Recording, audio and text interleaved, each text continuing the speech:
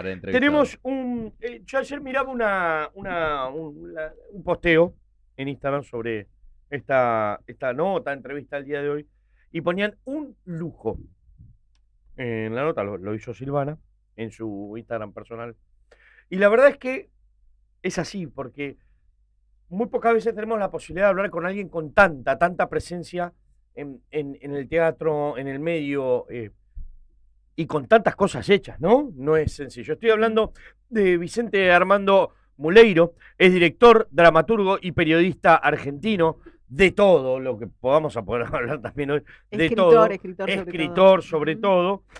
Hoy está presentándose con Maxidonio, el puchero misterioso, con dirección y puesta en escena de Norman Brisque. Buenos días, Vicente Federico Roveda, Silvana Espada, Augusto Mazón. Te damos la bienvenida en Cluseta. Vicente, ¿estás ahí? Hay algo que nos está escuchando, Juani, fíjate, que ya lo está corrigiendo. Hizo una re buena presentación, ¿eh? Sí, esperemos que la haya escuchado. Capaz no le gustó. Después cualquier cosa, si no se lo enviamos. No, lo vemos en pantalla, sí, así que no sé si seguramente estamos retocando los temas de conexiones de la conexión. Ahí debe haber algunos botoncitos como el habilitar el micrófono o la cámara, ¿no? Sí, no es fácil a veces para ciertas personas, ¿no? Ojo, sí, no es fácil para nadie en realidad empezar. No, por eso. Para nadie, con ese tipo de cosas. Sí. Después, una vez que le agarraste la mano, le vas desculando los yates. Pero, es decir, si yo, por ejemplo, la pongo a mi madre, no puedo hacer una videollamada así. Más allá del WhatsApp. ¿Me explico? No, pero a mí la primera vez que me dijeron, no, lo hacemos por Google Meet. Bueno. Perdón, ¿de qué me hablas? ¿Qué es eso? ¿Entendés? Bueno, pero Google Meet, yo hoy tengo reunión, por ejemplo, por Google Meet. Me tengo que terminar un poquito más temprano. Bueno, no, unos minutos más temprano, cosa de irme caminando al bajo y llegar en menos de media hora. Pero si llegás antes. Bueno.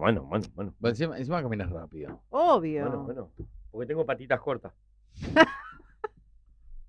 No sé de qué. Pero yo soy pata larga, y caminamos al mismo ritmo.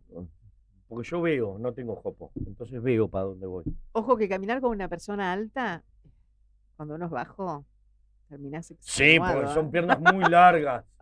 Sí. Cada paso de ellos son dos nuestros. Totalmente. A mí me pasa eso. Terminás, viste. Por eso camino solo. En la esquina uno está.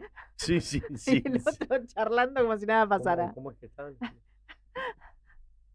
Estás cansado.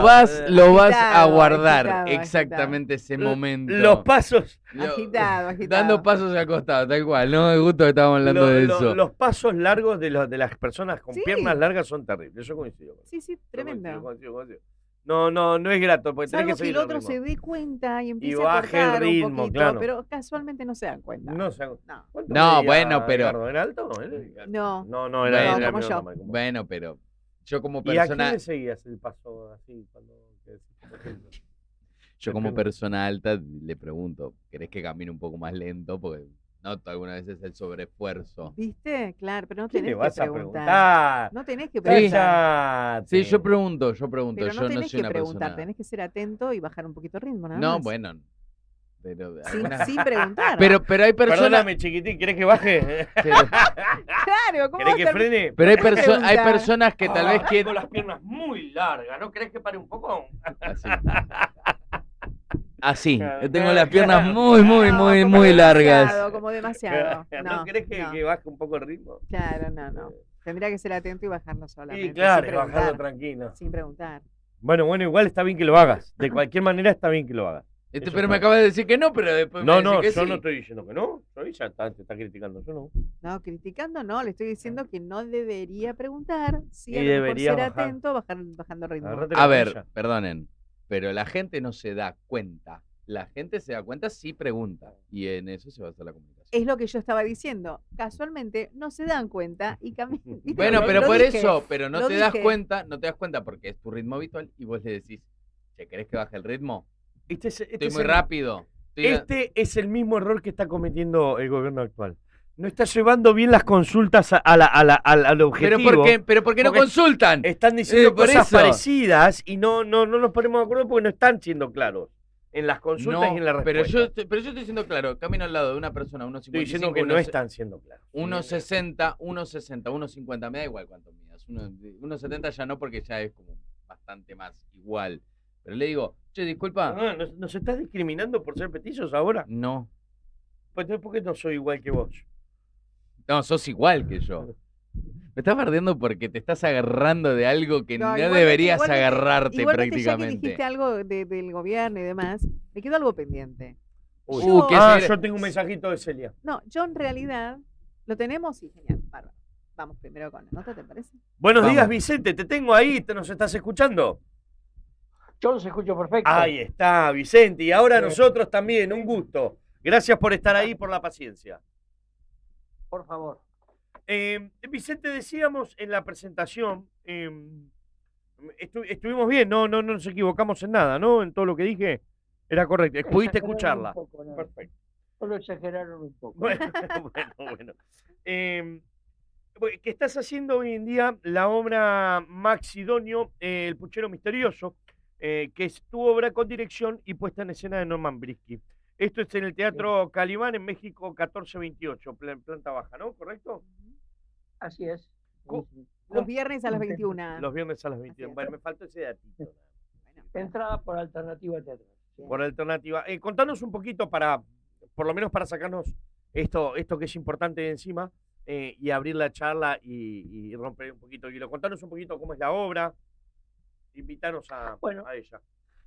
La obra está vertebrada con base en la obra y la vida de Macedonio Fernández. Macedonio Fernández, un escritor excéntrico de la literatura argentina, que nace en 1874, muere en 1955, y así como Lugones toma, para ser lo más claro posible, el camino clásico de poeta consagrado y formal, Macedonio toma el lugar del desarreglo, de la vanguardia, de la transgresión, y da notas nuevas en la literatura argentina en ese momento. Pero además, su vida, porque él enviuda y empieza a vivir en pensiones, donde va abandonando hasta lo que escribe, es una vida realmente que se presta mucho para lo teatral, y en las ideas de su novela tiene, por ejemplo, la idea de la novela salida a la calle, digamos. No escribir, sino armar los personajes y que salgan a hacer ciertas acciones que él piensa. Bueno, todo eso de la obra de Macedonio tiene, digamos, una postura anárquica frente a ciertas cosas de la vida y frente a la política, son carne de teatro, digamos, eso es lo que entendí, por eso escribí la obra. Que vos me decís un poco anárquico, y digo, qué lejano que estamos de la realidad, ¿no? Hoy en día, entre lo que antes se suponía era un poco anárquico y lo que vivimos hoy, ¿no? Claro. Sí, está muy bien lo que decís. Este es un anarquismo distópico. Sí, tal cual. Un anarquismo para atrás. El anarquismo de Macedonio Fernández en sus delirios de ficción, ¿no? Sí. Proponía, por ejemplo, fundar la ciudad campo con granjas. El que quería trabajar, además trabajaba para ser maguita, pero no. Con la casa granja ya se tenía que arreglar. Claro. No trabajar más de 3 horas, bueno, y otras cosas así. Alinear todas las poblaciones a la orilla de algún litoral, de alguna costa, que no haya nadie en el país que no conozca o el Perito Moreno, o el Guapi, o las cataratas, entre otras propuestas, y otras para la ciudad muy locas, como que los autos no tengan exterior. Dice, con que si los autos no tienen exterior, se acabaron los choques. Entonces todos adentro. Claro. ¿Cuánta razón? No lo había pensado. ¿Cuánta razón? Sí. Tenía esas ideas humorísticas para combatir lo que él llamaba la aburrocracia, ¿no? Como que la vida así administrativa y gris de Buenos Aires, sobre todo, tenía que cambiar. Entonces, por lo tanto, él inventa mecanismos incomodantes para que toda la gente se ponga incómoda. Repartía después panfletos que decían, esto solo lo puede solucionar Fernández, y bueno, y los mecanismos incomodantes eran escaleras mecánicas que funcionaban al revés, pianos sin sonidos, novelas policiales empastadas, cafés que explotaban cuando uno tocaba el pocillo. Y entonces toda esa incomodidad iba a generar que lo voten a él, que iba a solucionar todo. En fin, es una gran humorada, pero detrás de la gran humorada está la apuesta de una vida más libre, más lúdica, sobre todo. Qué lindo es escuchar, ¿no? En estos tiempos que corren, no tenemos tanto el fundamento detrás de la idea o el fundamento detrás del hecho. Y no estoy hablando solamente de política, estoy hablando de una realidad en la vida, ¿no? Si querés, hasta Claro. desde lo artístico, que estamos en un movimiento de tanta velocidad, de tanto desenfreno en lo que se dice, con falta de información y con muchas palabras de por medio, en donde hasta te escucho, y no tengo dudas, lo dije en un principio, es un lujo, y disfruto de este fundamento de una idea. Es decir, el fundamentar desde dónde este personaje se para en esta obra, ¿no? Que ni siquiera es necesario que lo digas y así todo, armaste el personaje con todo un formato de idea atrás. ¿Cuánto faltamos para eso? ¿Cuánto nos falta para esto? Estos son años, ¿no? Bueno, pero al mismo tiempo de pensar en la falta, también tenemos que pensar que tuvimos esos tipos con esa potencia creadora, ¿no? Claro. Con esas ganas de imaginar, con la propuesta de que la vida también tiene una dimensión lúdica, jodona, donde la cercanía, los vínculos y el amor se pueden poner en juego de otra manera. O sea que yo creo, sobre todo en esta época, bueno, que como se ha dicho está de moda la crueldad, esa potencialidad creativa y cultural existe, no desaparece, puede estar en el subsuelo unos años, pero la tenemos. Pienso que en eso hay que apoyarse, ¿no? Silvana.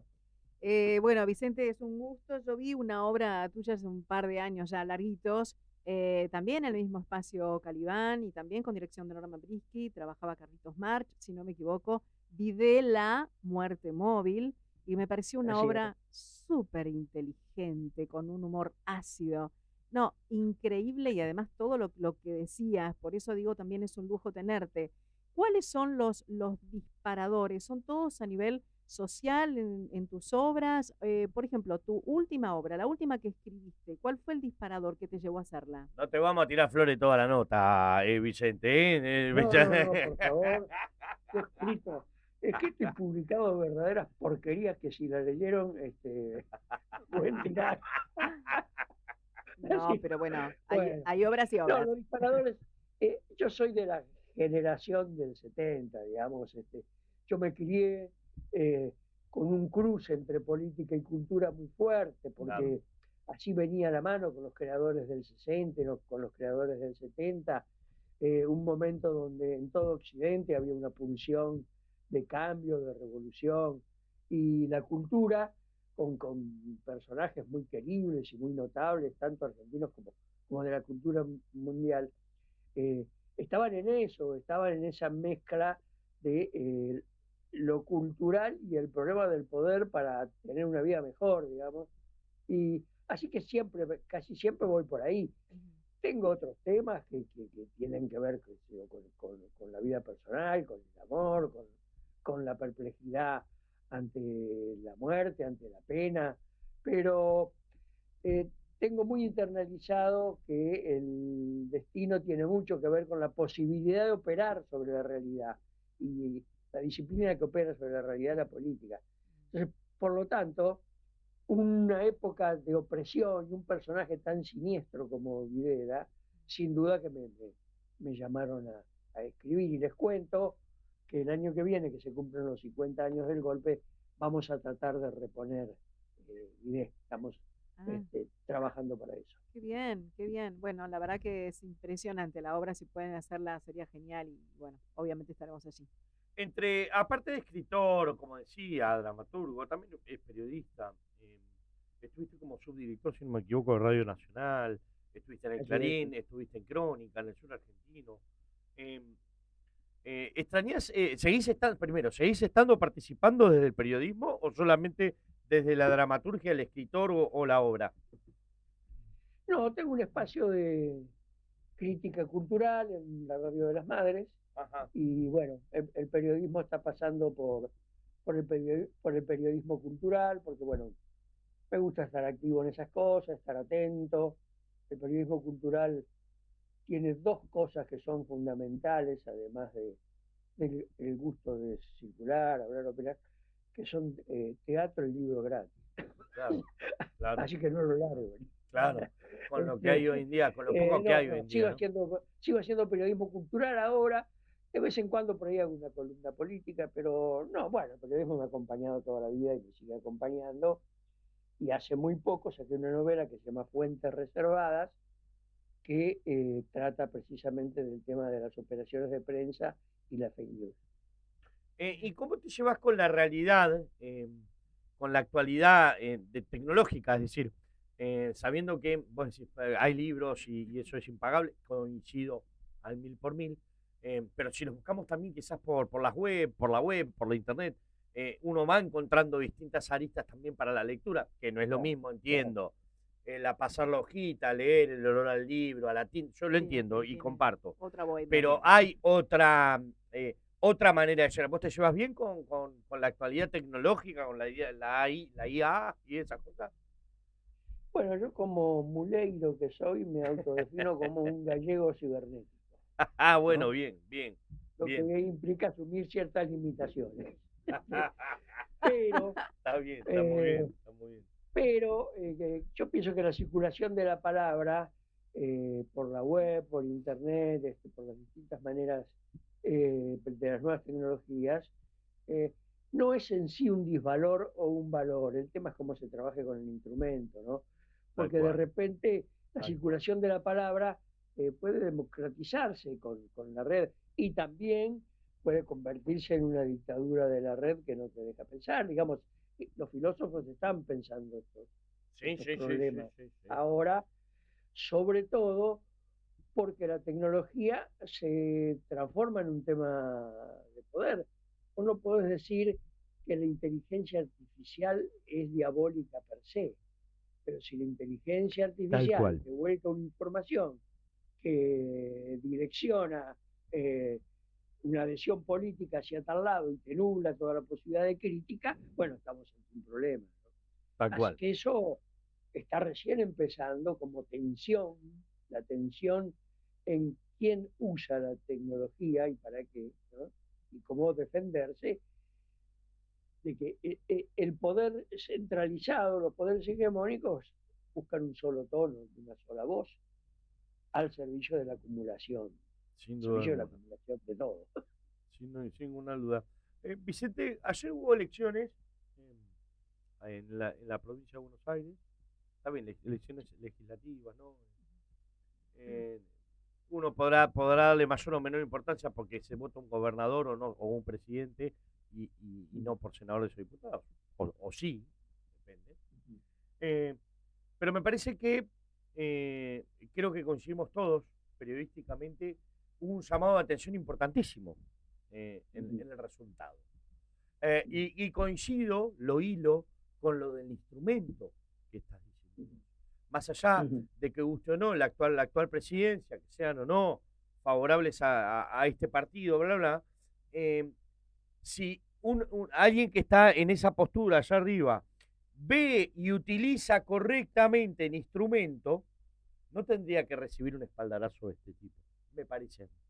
¿Tenés ganas de emitir alguna opinión al respecto o querés pasarlo de largo? No, de ninguna manera no quiero pasar de largo. Yo pienso que esta elección derriba algunos mitos que se construyeron en torno a la manera de comunicar el mileísmo, ¿no?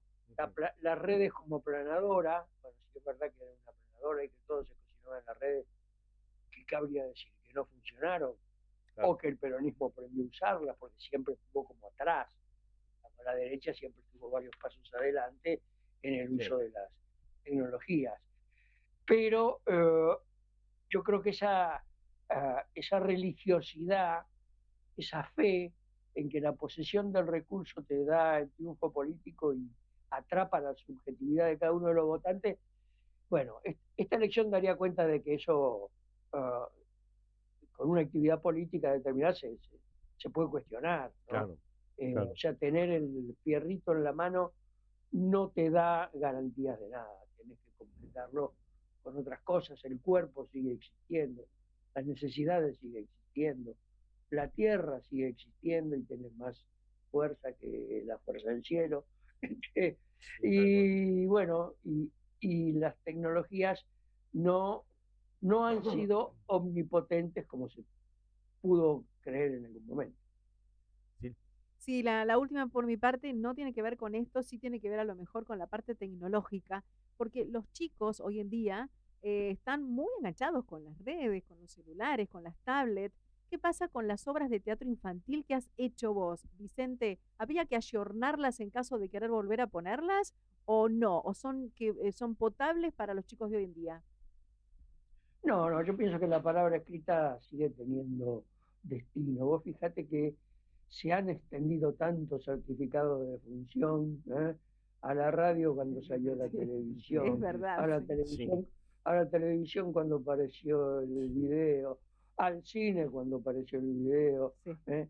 y sin embargo todos estos elementos conviven.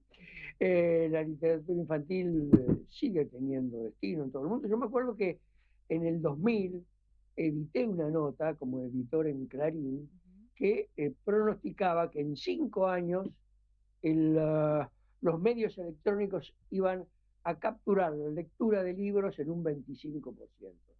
No se cumplió, y aún hoy llega al 25%. No, el libro tiene la cualidad de ser tan noble como una rueda, digamos, no es tan fácil desplazarlo, y hay cierta sensualidad en tener el objeto en la mano, en el olor del papel, en el contraste de las letras sobre el blanco del papel, Sí. que bueno, pues cuesta mucho competir. De todas maneras tenemos que aceptar esas nuevas formas de lectura y tenemos que pensarla como que pueden potenciar la circulación de la palabra, no mermarla. El tema es otra vez cómo se usa. Claro, pero con esto cierro lo mío por lo menos. Me quedo pensando, ¿te acordás que hubo como toda una moda que venía diciendo que los cuentos infantiles tenían que cambiar sus finales por la deconstrucción, por el Oh, ¿te feminismo? acordás? Claro, Inclusive o con sea, Disney también claro, con pasaba, ¿no? Bella Con las obras de... Durmiente, o sea, ¿qué opinión tenés con respecto a eso? ¿Habría que cambiar los finales o los clásicos son clásicos? Los clásicos son clásicos y lo que se puede hacer desde la mentalidad de hoy es hacerle una lectura crítica y exponerla. Tampoco hay que hacer seguidismo absoluto de lo tecnológico. Claro. Evidentemente ha entrado en la realidad de los pibes, sobre todo y con muchísima potencia, por lo cual desestimarlos o no tenerlos en cuenta. Si vos describís la vida de un pibe de hoy en un cuento, me parece una pavada, no se puede hacer eso. De hecho, los escritores argentinos para jóvenes, que los hay muy buenos, incorporan esos elementos como paisaje de la vida cotidiana. Y si los ignorás, realmente que estás cometiendo un error muy grande. De todas maneras, la literatura tiene la ventaja de ubicarse en cualquier época, ¿no? Y vos hoy podés leer un cuento de los hermanos Grimm o Alibaba y encontrarle un placer, aunque se desarrollen en épocas remotísimas. Yo creo que lo que va a suceder, y ya está sucediendo, es que hay nuevos puntos de vista, digamos, hay nuevas cenicientas. Bien. Vicente Armando Muleino, gracias por haber estado ahí. Él está presentando Maxidonio, el puchero misterioso, con dirección de Norman Brisky, en el Teatro Caliban, en México 1428, todos los viernes a las 21 horas. Muchas gracias por el tiempito que nos has brindado. Un gusto haberte tenido acá. Contá con nosotros para lo que necesites. Y los espero en el teatro. Muchas gracias. Ahí estaremos o trataremos de estar por lo menos, Vicente. Muchas gracias, que tengas un muy buen comienzo de semana. Gracias, un abrazo. Un abrazo.